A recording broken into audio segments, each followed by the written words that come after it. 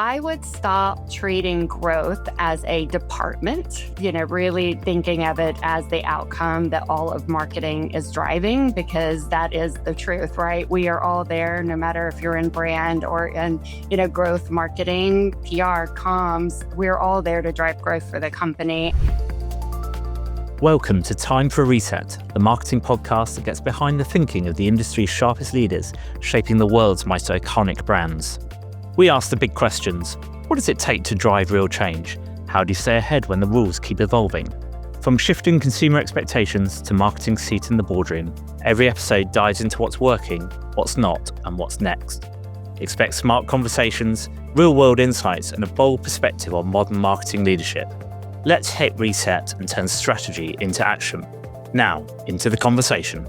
Welcome back to Time for a Reset. I'm your host, Fiona, for the day, and we are very excited to have on Jennifer Warren from Indeed, one of the largest job sites in the world, I believe. Jennifer, you can tell us a little bit more about that. She's the Global Vice President of Brand Marketing Experience at Indeed. Welcome to the show, Jennifer. It's great to have you on. Thank you for having me. I was looking forward to the conversation today. So, Jennifer, just by way of background, you have quite the broad background, and our listeners will be very interested to hear some of your examples as we go through, because you started in agency and then have obviously worked brand side. You are 3-time CMO. You've kind of been through all of the things, I think, in the marketing space. It's a good way to put it, all the things. Yeah, you've been working at that sort of intersection of creativity and business impact for a long time. And I think what I would do is actually get you to talk a little bit about what you're doing at Indeed to kind of bench the conversation there. But also, listeners, be aware that obviously Jennifer has a quite broad background. She's been part of CMO's Club, top CMOs for creativity. She's had some pretty trailblazing campaigns that we're going to probably touch on as we go through the interview today. So I'll start with you. You want to just give us a bit of background on your job today at Indeed? So I lead our brand marketing and experience team at Indeed. And as you mentioned, we are the world's largest job site and we are global. And so I guess the way I think about my job is really helping us connect as many job seekers as possible to the best job possible on a daily basis. I think it's every 31 seconds, we actually help somebody get hired. So it's a pretty massive opportunity. And I love my job and being able to help people understand that we are able to help them get seen for what they have to offer and really connect with the right job. And so, I don't know, I think it's a really fun job. When I think about the brands that I like to work for, it's those that actually are doing something really interesting and important in the world. And so that's what attracted me to the opportunity. Doesn't get much more personal to people than their job, That's does right. it? So it's sort of like you're right in the sweet spot of people. It's the human component of that is incredibly important. So it's an interesting space to be as a marketer, right? So I was going to start by asking you, as we do all of our guests on the podcast, what would you hit reset on in the marketing industry if you have the big red button to push today? I would stop treating growth as a department, really thinking of it as the outcome that all of marketing is driving, because that is the truth, right? We are all there, no matter if you're in brand or in, growth marketing, PR, comms, we're all there to drive growth for the company. And so I just think it's done us a disservice as an industry to separate the two and name one growth. So that is what, if I could wave a magic wand, I would reverse that, decision that was made. It's a really interesting time to be talking about that, actually, isn't it? Because we're starting to hear more and more people in the industry talk about that, because there has been a bit of a history of over-indexing on performance marketing because it's easy to measure or easier to measure. So people tend to put money where they can show their CFO it's working. What do you think the industry's lost as a result of that kind of swing towards performance marketing and the separation actually of they're two separate disciplines that shouldn't be working in tandem? It leads to less impact overall, because it's exactly what you said. I think it leads to decision making where you think that the things that are easier to measure must be the most valuable. And I don't think that's always the case. I think, when you think about it from that perspective, demand has a ceiling. And so you have to always be also thinking about your future demand. And that's why it has to be a system You have to be thinking about your future customers that you want to bring in.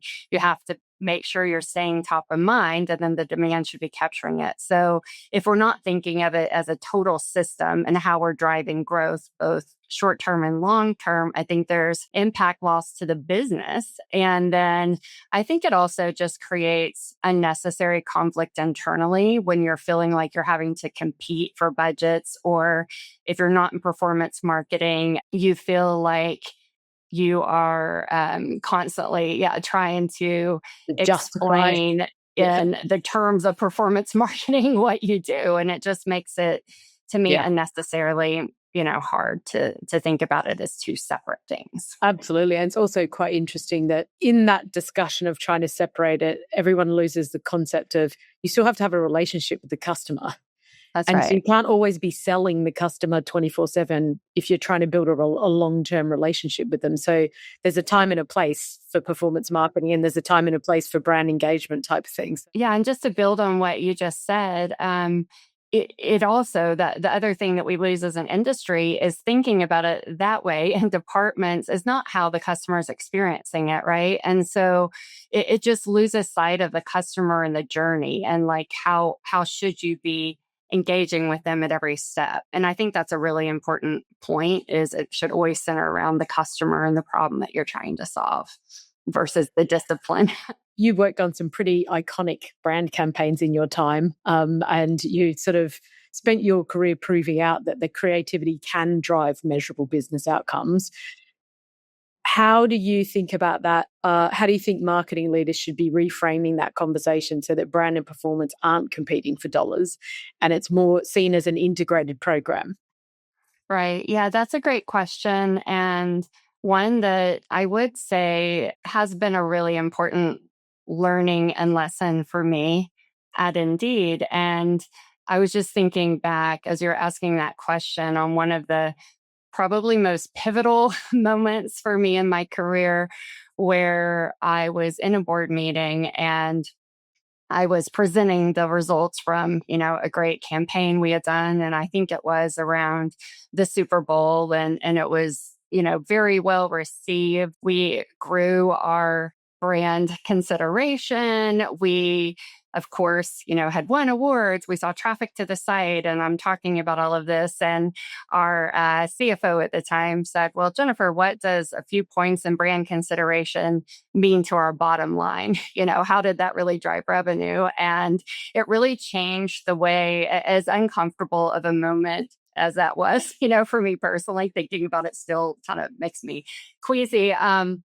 It really challenged me. And I thought, I have to be able to, if I'm going to invest money on our behalf like that, I have to really be able to explain what it did to our revenue. And we started a sort of, as a result of that question, a brand science function, or I started a brand science function that really focused on how do we connect what we're seeing from a brand metric perspective and the impact from the creative to revenue for the business. And so, and that meant doing, we implemented media mix modeling, incremental experimentation, and like triangulating everything. And I think it's required, I think we can't expect people to want to invest if we can't explain what it's doing for the business. And that was a kind of a lesson I learned. I have a bit of an aha moment of like, oh, yes, that would be important. Yeah. I was going to ask you a follow-up there on sort of, are there any other points in your career similar to that where you've thought that I started out thinking this was the thing and that you've changed your mind on dramatically throughout the course of your career? Yeah, I think that would be a big one, is that brand isn't measurable from a business impact perspective. That would be a big one. We've all said early in our careers, well, and kind of gotten upset that people expect us to be able to measure brand in the same way. I think another one would be, as you grow in your career, realizing that your half of your job is one, kind of educating on why it's important to go, for example, in my world, like build a brand, or in marketing, because you have to bring everybody along with you. One of the things that I think a lot about and talk a lot about is that brand does not live within my team. It's not a marketing, it is a discipline, meaning there's expertise, sure, when it comes to how you're positioning and talking about your brand.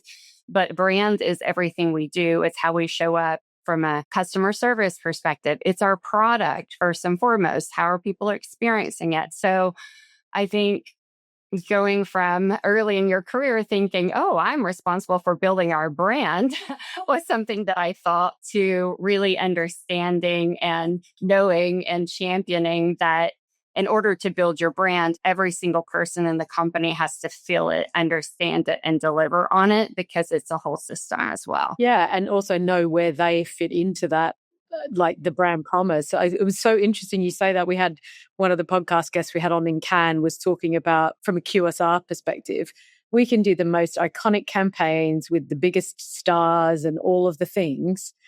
But what it comes down to is when someone comes into your store and they buy something, like they buy a burger and it's cold, what's the thing they're going to remember? It isn't your iconic campaign. It's the bad service they got when they came into the franchise. So it's not just one thing. It's the entire customer experience that you're thinking about, and being able to, like you said, report on, well, our brand awareness and brand favorability isn't just on what marketing is doing. It's on the whole organization. And it's so important. It's so important. And it's also taught me as a leader, I have to spend just as much time, if not more, working cross-functionally, across the enterprise versus early in my career. I spent the majority of my time with my own team. And so, it's all connected, right? Yeah, absolutely. We touched on this earlier. Indeed's mission is incredibly personal for people and incredibly human. It's basically putting people in jobs, one of the most important functions you can operate in for an individual. But you're also recognized as one of the Adweek's AI trailblazers at the moment, right? So how do you think about that?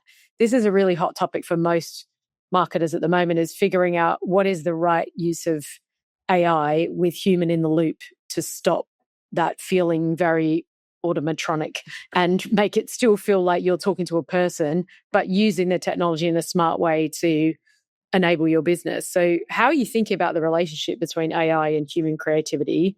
And do you see AI as a genuine competitive advantage for your business today? And where do you think other marketers should be thinking about, or careful with in their use of AI to keep the human element sort of front of mind? I guess as a marketer and as a leader, I am always focused on the human element and the insights and the instinct and creativity. So I think the fact that I ended up being the person to raise my hand and say, I want to lead AI transformation across marketing might have been a surprise to people. So I wanted to talk a little bit more about where that came from. And it was really, we at Indeed have a economist team, the hiring lab, and I had seen that our research showing that marketing was going to be one of the disciplines that was going to be the most impacted by generative AI.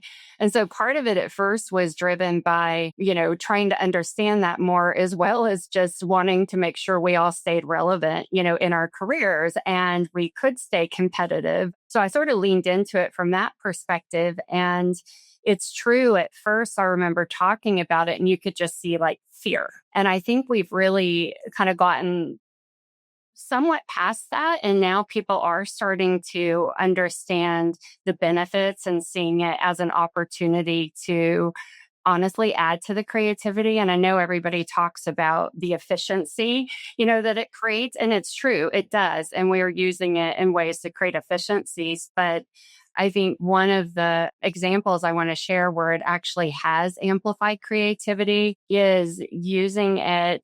We recently launched a new campaign in Germany, and it was about showing how, despite all of your barriers and how hard it is to get a job, Indeed can make it a little bit easier, by helping you get seen and connect. And so the concepts came in, and it was like there were medieval castles involved, and, hundreds and hundreds of extras, or, people in the background fighting and things like that.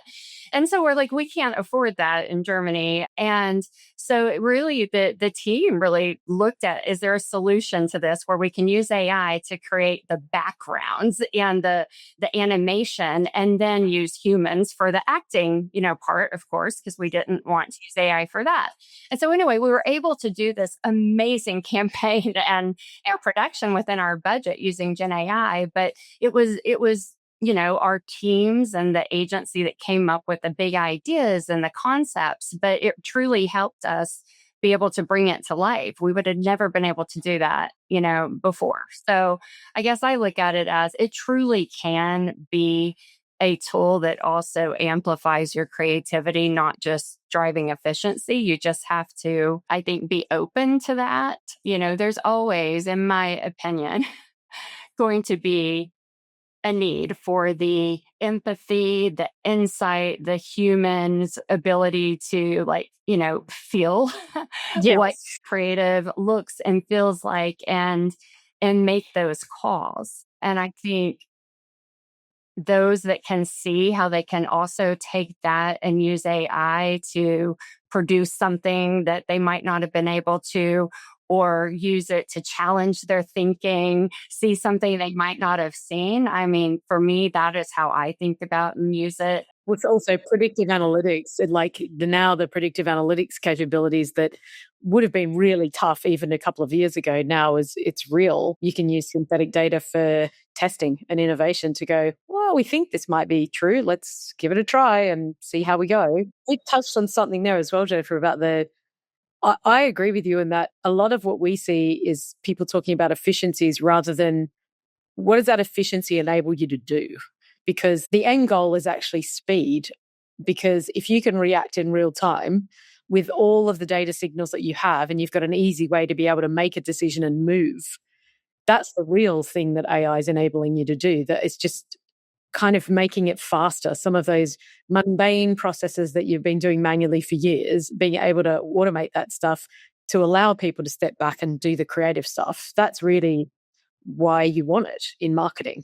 I completely agree. And you just made me think of another, I think, good use of it is, I think to get to those big creative ideas, you have to spend a lot of time really understanding the problem you're trying to solve and triangulating data between the problem you're solving for your customers, what are the pain points, problems, that you're solving, obviously for the business, and really go deep into understanding that. And we still have, people doing research and strategists. And I think that's important, but using it to help triangulate and again, keep sharpening the insights and really understanding the problem, I think actually leads to better creative and better work. Yeah, So, I absolutely. mean, we're all right on this journey together, trying to really decide, what do we think about it? Is it going to take our jobs? But I tend to believe there is a role for it and way of it making actually the work better, and, still having the human in the jobs. Our campaign right now is jobs need people.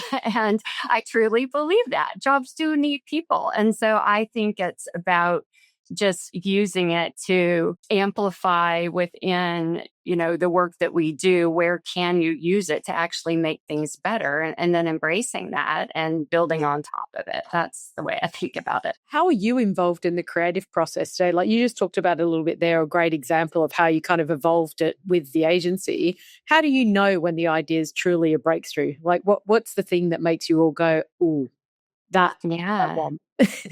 Yeah, that's a great question, because something I've also always in my career said, oh, it's really hard because creative's subjective, right? And, everybody has an opinion. Everybody has an opinion about whether creative is good or not. When I think about where I spend my time within the creative process, a lot of time it truly does start with making sure we all understand and agree on the problem that we're solving. I think sometimes there's a rush to get to the creative solution or the campaign without truly spending enough time on it. And so I tend to get really involved in the upfront, the brief or the problem that you're trying to solve, making sure we're all aligned on that. And then in terms of like the creative idea, how I think if you're clear on the problem, your customer, your brand, and you kind of can connect dots. And then it's like, I look at, how does it make me feel? Did it make me feel something? Because I think great creative should make you feel something, whether you're, wanting to cry or heartwarming or you're laughing. So I think if all of those things, you can connect the dots between the problem you're solving, the pain points, your customers feeling, having an understanding and awareness of culture and where it fits in, and then you feel something. To me, that is how I personally look at something, and usually feel pretty strongly about what something's going to work. And then of course we do testing and all of that, just to look at, is our instinct and intuition, is there any watch outs that we need to have? But I also like to look at research as something to help add or like develop something further. So that's the way I think about it. You touched on something really important there, I think, especially around the testing, because I'm sure you've had this in your career. We certainly see it with our clients, where that, as you say, everyone's got an opinion. And sometimes you reach that point in the creative process where you've got a bit of a stalemate, where you've got a couple of key stakeholders who are just not down for the idea. Yeah. Yeah. For sure. And having a good testing framework to be able to go, okay, we'll do a couple of variations and then we'll test and we'll see which one outputs. Is that kind of how you're handling that type of situation, where there's not a clear path and you can't quite get to the final idea? Do you use a testing framework to get to the right approach?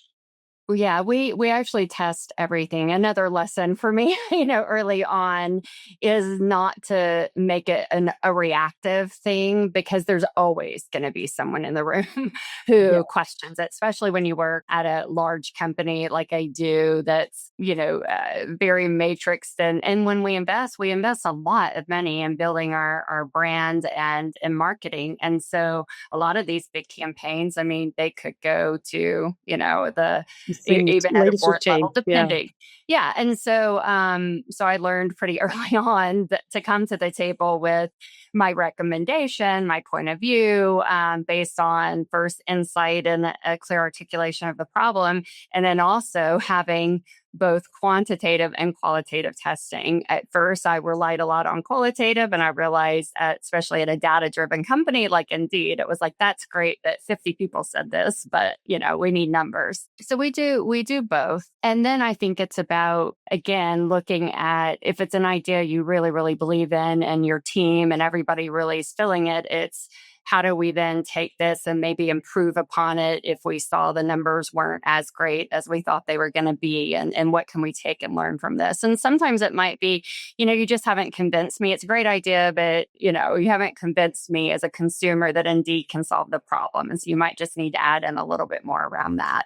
So I look at it to help shape And how I was going to touch on as well, in that same vein, around the appetite for innovation is different in different organizations, but everyone wants to innovate up until the point when a marketing campaign fails. And we have a lot of our like senior CMOs will say failure is essential in marketing, in the sense that if you don't know what doesn't work, how do you know what does work? And not every campaign you run is going to be a raging success. It might be an okay campaign, but you learnt something from it, then it was a valuable exercise to go through. Now, obviously, you don't want to spend $2 million on the learning bit, but you might want to run innovation in a smaller scale innovation to test out new ideas. How do you think about that in your role at the moment? And how much of a challenge has that been for you in your career to get the organizations you've worked for to invest in some level of innovation, where you're kind of out over your skis, you're going to give it a try. Sometimes it works, sometimes it doesn't.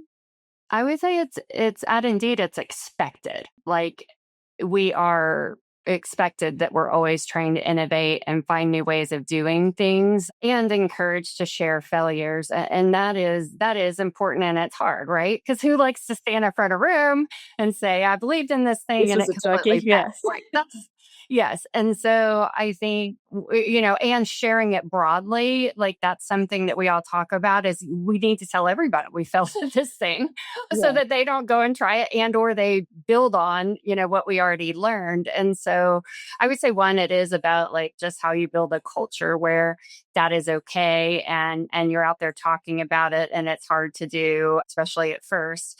And then, what I find though to be even harder than that is because I feel like we have the culture and it's an expectation, making sure you're structured for it and you're protecting budget. It's really easy when you have something that's working, you want to put more money, behind the thing that's working because you see the impact from it. And so I find it hard sometimes to protect like a budget, make sure, because also if you don't know what it's going to be allocated to, it's easy to go, we'll just take a little bit from that budget. And so I think it's partly, the more important thing might be just to like make sure you have a structure and you're protecting a budget to do it. Marketing's obviously moving at breakneck speed now, faster than it ever has, with the way consumers are buying and the way they're interacting, the consumer behavior generally, how they're expecting you to react to them in real time. You've got new tech, new channels, increasing pressure to demonstrate ROI at every level. How do you, as a leader, create a culture where the teams do feel confident with the experimentation while still delivering a pretty ambitious business goal, set of business goal and agenda? It's both. Like, I don't see one getting in the way of the other, but that's why I go back to having the structure set up for it, especially these days, as you were saying. If we just rest on our laurels and we're like, oh, we know this works, we're just going to keep doing it, we will get behind. And so to me, I don't think there's an issue with people like worrying about experimenting for that reason, but we also have a structure in place. Like when we share our plans, they're always a part of it. And here's what we're experimenting, with. Here's a test that we're running. Here's, something that we're trying. Here's the budget we're spending. And so I don't know. I guess for me, it's like it really has to be part of your process or so that it is clear to everybody that there's no issue with us spending a little money and it might not go the way you think because there's an expectation of that and it's been set aside for learning. What do you look for when you're hiring marketers today? Like, obviously, the core foundations of marketing, in my opinion, haven't changed. What's changed is the capabilities and skills around that with every new development, every new tech channel, etc. You've got to learn something new. What do you look for in a marketer now that you think is the most important thing when you're hiring into a team that is pushing on innovation? This has been true my entire career. And it's amplified now, and that is curiosity and then like fire in your belly, like you've got to always be looking for what is next and you can't wait for somebody to like tell you, right? And problem solving, and so I would say that that's been true my whole career. I've always like felt that way, but I think now it's even that much more important because I mean, a lot of times leaders are still figuring it out too. Things are coming at us so quickly. And so you need a team of people who are also leaning forward and bringing, I have people on my team that I can't wait to talk to because they're going to teach me something new that they have just learned because they went off on their own. I'm like, wow, I didn't know you could do that. That's great. I think marketing's never been more of a team sport than now because it's not possible for you to be across absolutely everything that's coming at you all the time. So almost having a plan to have people focus in specific areas and bring that knowledge back to the team is like that's where we see the most success for a lot of marketing teams, is where it's like full court press. Okay, I'm going to be over here doing this. I'm going to be over here doing this. And we're all going to get together and try and share knowledge because honestly, the pace now is like nothing I've ever seen before. Yeah, it's a great point. We have it indeed like the AI Innovation Awards. We've started across the whole company and then also in marketing and AI showcases. And it's for that reason. I think at first we tried to, we have structure around like learning AI, but where we found we were learning the most is people would just come and say, hey, I was messing around with Claude Code and I learned I could go and do this. I could produce some videos, So I think, yes, like having a structure in place where people can come and share, it is probably one of the quicker ways to learn. It is a team sport. I think that's a good way to think about it. I was going to say we have the same thing ourselves of trying to get adoption, both for ourselves internally, but also for our clients, is stop talking about it, get your hands on it, because you're not going to actually get anywhere until you start experimenting and using it in a real world scenario, because that's when you get people really engaged with it, right? That's when you get the true adoption. It's right. Yeah.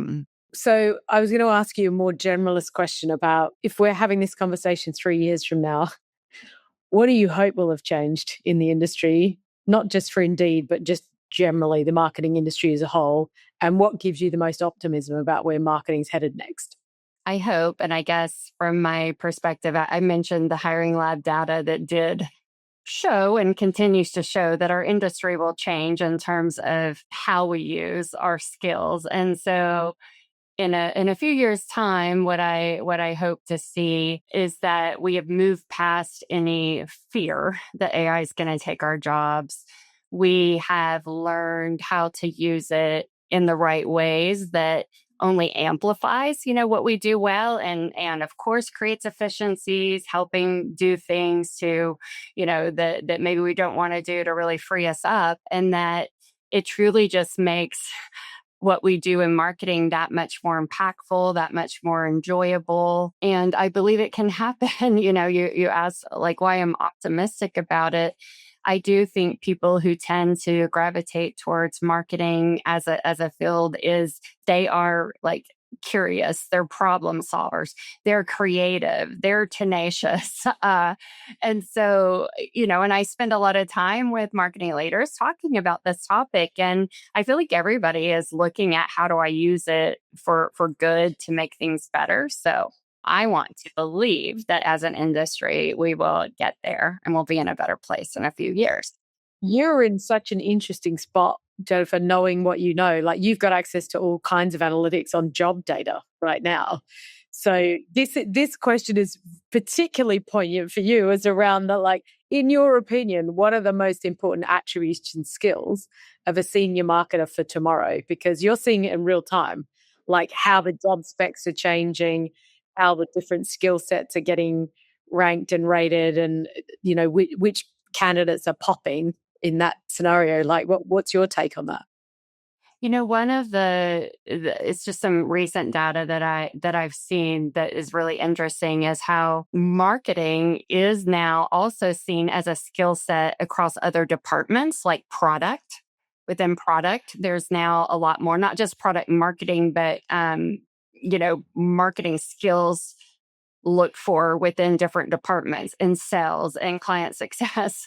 And so to me, I think that's kind of interesting. And it also shows that AI, I think, is leading to more of a blending of roles. And so I think, one, from a senior marketer perspective, you really do have to be able to influence across the enterprise, collaborate, understand how things connect. And so I think you just have to be someone who's curious and willing to, go and understand the entire enterprise, how it all works together, and be able to connect dots in that way. So I'm going back to kind of soft skills, because I really believe that is what's important. You have to be able to connect the dots and collaborate. I think being a good storyteller, because most marketers are good storytellers. So that's a skill that everybody needs in their job, right? You are absolutely right. And that should be probably towards the top, is the storytelling and ability to communicate. Because to your point, to get everybody, on board, like, you've got to be able to communicate and influence and help people understand, their role within a bigger marketing and brand building system. I always find it fascinating that people talk about comms like it's its own separate department. No, that's the job, okay? Yes, I know. Yes, everybody has to do it. Now, being as experienced in marketing as you are, what would be the one piece of advice you would give to marketers who want to build brands that both create cultural impact but also are measurable? How would you, what's your advice to the marketers out there listening today? I think we create a lot of like false choices, like brand and performance and the culture versus business impact. And I think I don't think about it that way. It really is like, to me, you have to understand what's going on in culture. You have to understand what problem, your business solves in the world. And for that, it creates impact. So I look at it as you just have to connect the dots between all of those things. Awesome.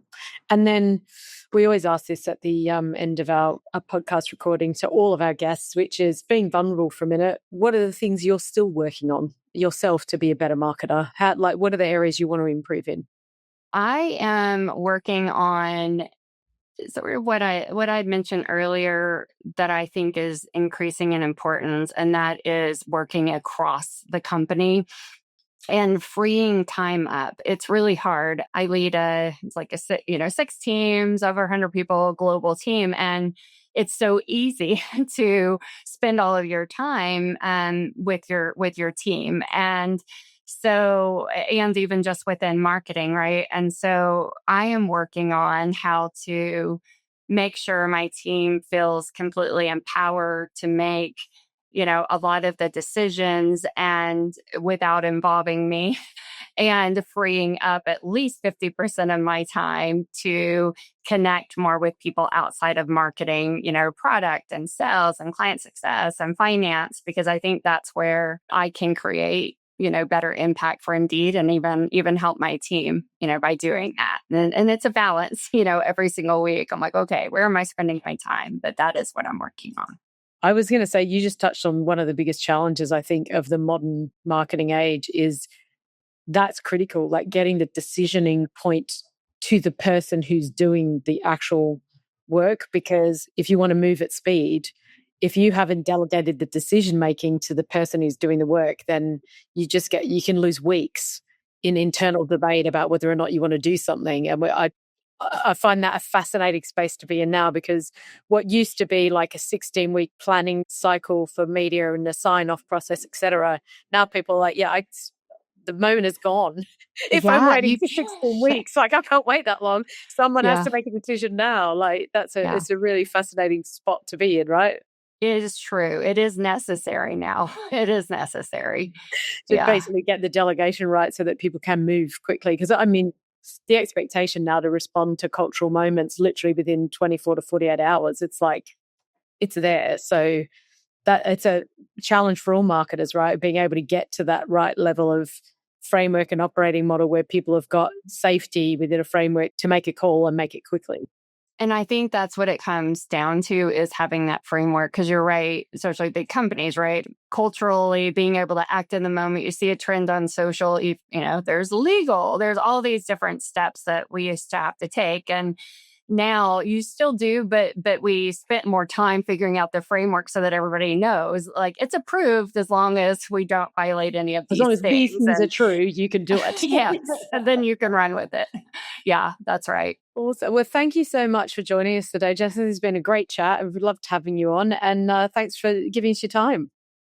Thank you so much. I enjoyed it as well. Thank you.